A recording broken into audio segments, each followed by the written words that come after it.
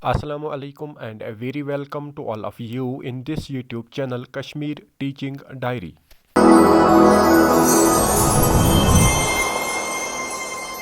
आज के video lecture में हम समझने की कोशिश करते हैं girls begin going to school. इससे पहले वीडियो लेक्चर्स में वुमेन कास्ट एंड रिफॉर्म का जो चैप्टर है उससे कंटिन्यू कर रहे थे।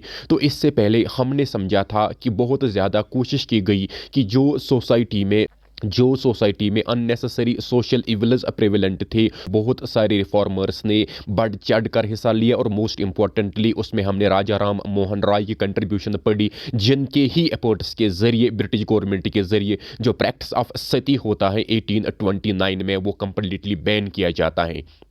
और उसके बाद ईश्वर चंद्र विद्यासागर के एफर्ट्स को हमने पढ़ा और उनके एफर्ट्स के ज़रिए जब और सक्सेसफुली ईश्वर चंद्र विद्यासागर के एफर्ट्स के ज़रिए जो विडो रिमैरिज है उसको अलाउ किया जाता है एंड अकॉर्डिंगली ब्रिटिश गवर्नमेंट के ज़रिए एक लेजिस्लेशन पास की जाती है 1856 में, जिसमें विडो रिमैरिज लीगल दिया जाता है, विडो रिमैरिज को अलाउ किया जाता है। तो इस तरह से हम समझ सकते हैं कि जो वुमेन एम्पावरमेंट है इसकी बात अब की जा रही थी कि in case social reformers exist ना हो, किस तरह से जो फीमेल पॉपुलेशन है ये खुद को एम्पावर कर सकते हैं। तो इसके लिए यहाँ पर आज का हमारा जो सब टॉपिक है girls begin going to school.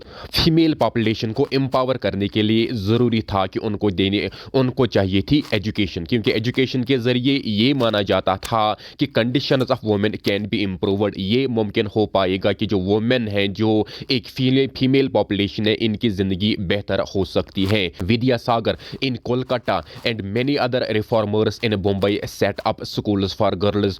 Vidyasagar के एफर्ट्स के ज़रिए कोलकाता में एजुकेशनल इंस्टीट्यूशंस को सेट अप किया जाता है, या बाकी जो सोशल रिफॉर्मर्स थे उनके ज़रिए से गर्ल्स स्कूल सेट अप किए जाते हैं डिफरेंट पार्ट्स ऑफ इंडिया में। और इसके बाद लेकिन जो इंडियन सोसाइटी थी उनके जहन में डर सा था कि जब भी ये फीमेल पॉपुलेशन स्कूल जाएंगे तो इसका जो इफ़ेक्ट है डोमेस्टिक लाइफ पर वो नेगेटिव पड़ने वाला है, क्योंकि जो सोसाइटी के ट्रेडिशनल वैल्यूज़ थे उनके हिसाब से schools would take girls away from the home. Schools के ज़रिए ये जो फीमेल पॉपुलेशन घर में काम किया करती थी, इनको घर के काम से छुटकारा मिलेगा, prevent them from doing there domestic duties. और घर का जो काम है, मोस्ट इंपॉर्टेंटली सोसाइटी थी मेल डोमिनेटेड, और मेल आइडियोलॉजी के हिसाब से गर्ल्स का काम होता था डोमेस्टिक लाइफ को संभालना। तो इस तरह से यहाँ पर कहा जाता है कि जो डोमेस्टिक लाइफ, जो domestic duty of a female हो वो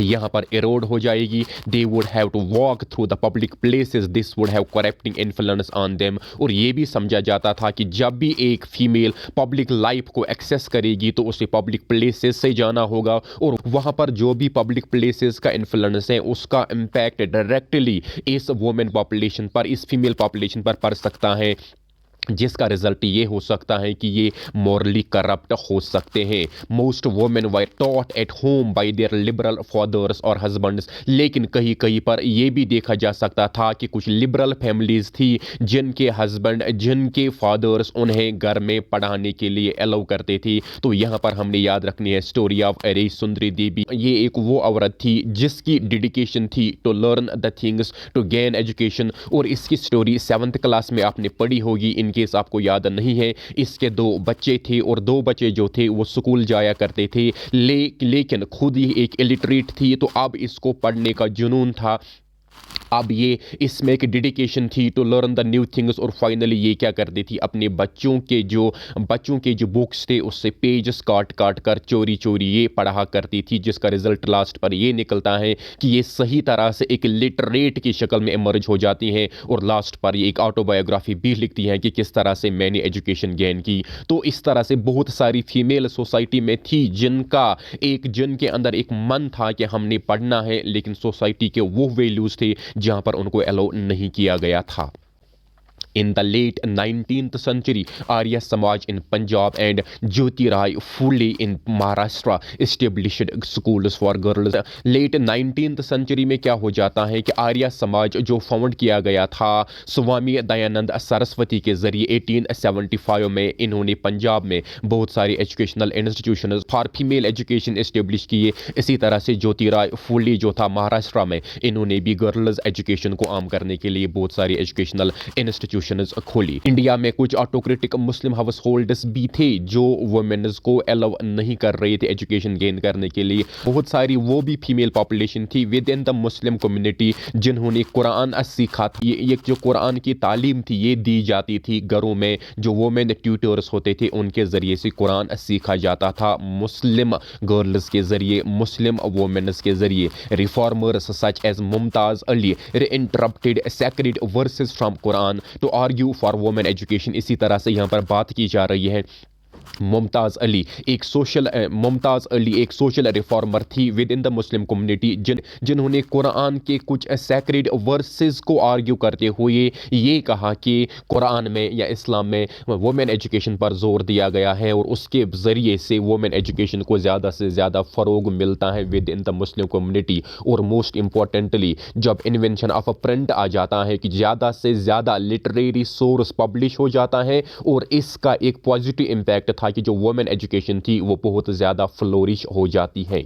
यहाँ पर हमने याद रखना चाहिए ज्योतिराव फूले ये जो पर्सन था जिसकी बर्थ 11 अप्रैल 1827 एंड इसकी डेथ हुई थी 28 नवंबर 1890 को। इनके एफर्ट्स के ज़रिए हर एक कोशिश की गई, बहुत सारी गर्ल्स स्कूल खोली गई जहाँ पर गर्ल्स को एजुकेशन दी गई और ज़्यादा से ज़्यादा जो फीमेल एजुकेशन थी इसको आम किया गया और जो कास्ट बेस्ड डिस्क्रिमिनेशन थी उसको ख़त्म करने के लिए ज्योतिराव फूले ने बहुत ज़्यादा काम किया। तो इसी तरह से दूसरे जो सोशल रिफॉर्मर थे जिनका नाम है दयानंद सरस्वती, जिनकी बर्थ हुई थी 1824 में और जिनकी डेथ हुई थी 1883 में, इन्हें हम महर्षि दयानंद के नाम से भी जानते थे। ये एक सोशल रिफॉर्मर था जिन्होंने आर्य समाज को फाउंड किया और बहुत ज़्यादा कोशिश की कि जो गर्ल एजुकेशन है, जो फीमेल एजुकेशन है, इसको आम किया जाए। इसके लिए इन्होंने कोलकाता में बहुत सारी एजुकेशनल इंस्टीट्यूशंस इस्टेब्लिश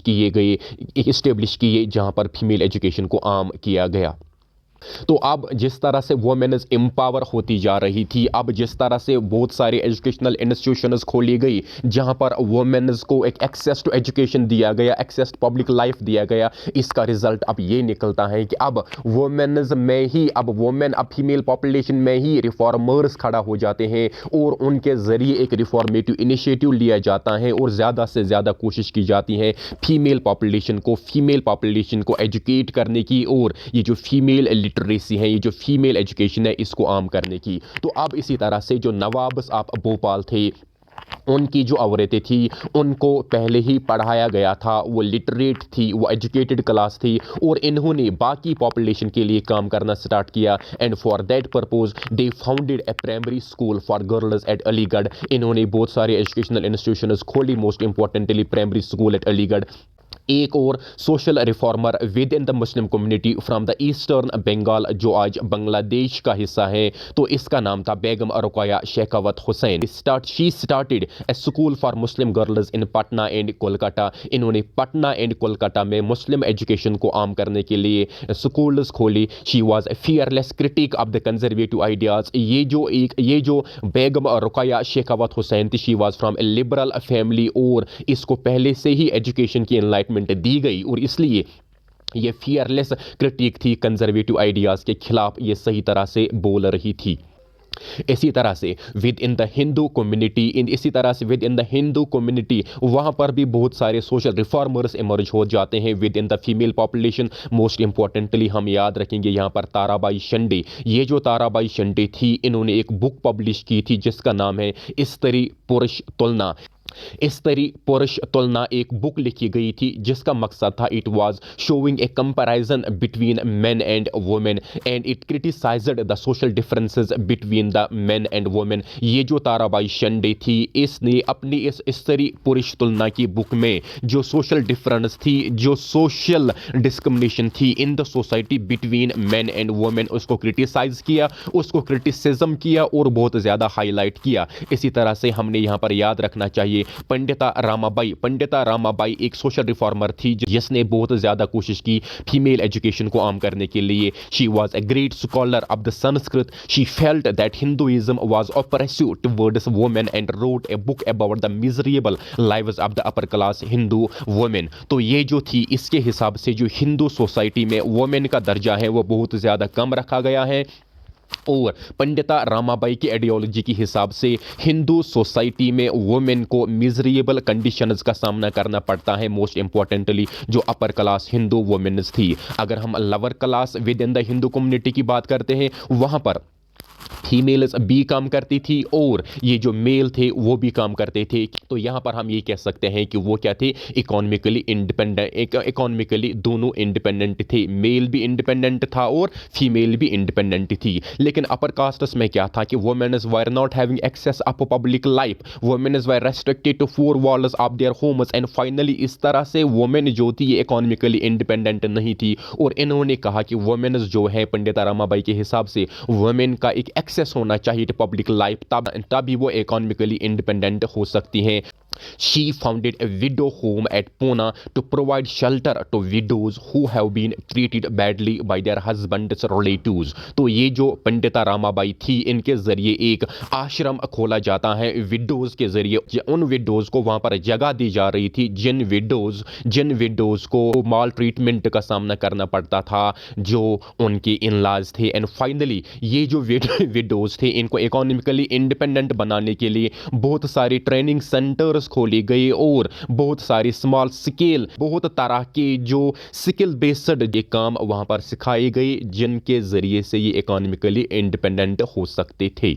अब ये जो सभी इनिशिएटिव्स अब लिए जाते थे फीमेल एजुकेशन को आम करने के लिए, वुमेन एम्पावरमेंट के लिए, this all alarmed the orthodox Hindu nationalists. तो इसके ज़रिए से this all alarmed the orthodox classes within the society. तो जो एक कंजर्वेटिव क्लास था, जो एक ऑर्थोडॉक्स क्लास था, उनको बहुत ज़्यादा डर था कि ये जो वुमेन्स पब्लिक लाइफ में पार्टिसिपेट कर रही है इसके ज़रिए से जो इनके फैमिली वैल्यूज़ हैं वो ख़त्म हो रहे हैं। अगर हम हिंदू नेशनलिस्ट्स की बात कर रहे थे उनके हिसाब से Hindu women were adopting western ways and that this would corrupt Hindu culture and erode family values. कि इनके हिसाब से जो हिंदू वुमेन्स हैं ये वेस्टर्न वैल्यूज को अपना रहे हैं जब ये एक्सेस पब्लिक लाइफ कर रहे हैं एंड इसके जरिए से इनके हिसाब से it would corrupt Hindu culture and Erode the family values.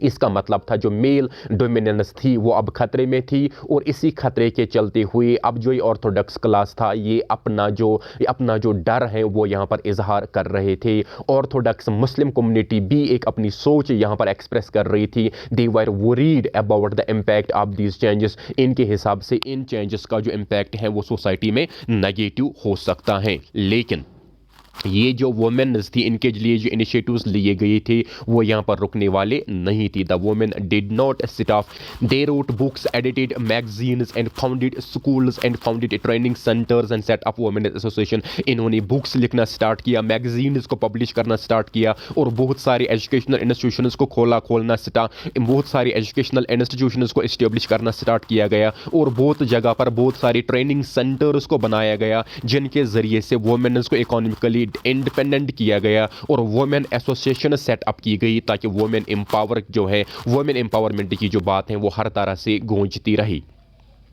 They demanded a female suffrage, that is right to vote। अब वुमेन्स ने डिमांड किया कि इनके पास पॉलिटिकल राइट्स अवेलेबल नहीं थे, कि वुमेन्स के पास भी पॉलिटिकल राइट्स अवेलेबल होने चाहिए, इनके पास भी राइट टू वोट होना चाहिए, इनके लिए बेहतर हेल्थ केयर फैसिलिटीज़ होनी चाहिए, इनके लिए एजुकेशनल अपॉर्चुनिटीज़ होनी चाहिए। They should be allowed freely to have access of education, to have access of public life. And most importantly हम यहाँ पर याद रखेंगे during the Indian freedom struggle Jawaharlal Nehru and Subhash Chandra Bose lent their support to demand for greater equality and freedom for women. Jawaharlal Nehru, the first Indian Prime Minister of India, and Subhash Chandra Bose, the founder of the Indian National Army, इन्होंने अपना support दिया women's की जो demand थी for the equality and the freedom of the women, और इसके चलते हुई इनके साथ प्रॉमिस किया गया इंडिया इंडिपेंडेंट हो जाएगा और आज़ाद इंडिपेंडेंट में वुमेन्स को बराबर राइट्स दिए जाएंगे in concept of equality and freedom जो वुमेन्स की डिमांड है उसको इम्प्लीमेंट किया जाएगा। तो इस तरह से जो वुमेन्स की जो कंडीशन थी, इस तरह से फीमेल पॉपुलेशन की जो कंडीशन थी, वो दिन ब दिन यहाँ पर सुधरती जा रही थी। और एक वक्त आ जाता है 1947 में जब फाइनली इंडिया को इंडिपेंडेंस गेन हो जाती है और कॉन्स्टिट्यूशन में कंसेप्ट ऑफ इक्वलिटी को इंप्लीमेंट किया जाता है under article 14। So equality before law became the sole principle of the Indian constitution and a society was made wide in every individual irrespective of any discrimination, irrespective of any gender discrimination, wire given equal rights. तरह से आज के video lecture में हमने समझा किस तरह से अब जो फीमेल पॉपुलेशन है इसको आम किया जाता है और वुमेन्स में different writers, different philosophers, different social reformers emerge हो जाते हैं जिनके ज़रिए से वुमेन एम्पावरमेंट की बात की जा रही है। तो आज के लिए बस इतना ही। दूसरे वीडियो लेक्चर में आपके सामने एक नए टॉपिक के साथ फिर हाजिर होंगे। Till then stay blessed. अल्लाह हाफिज़, फ़ी अमानिल्लाह।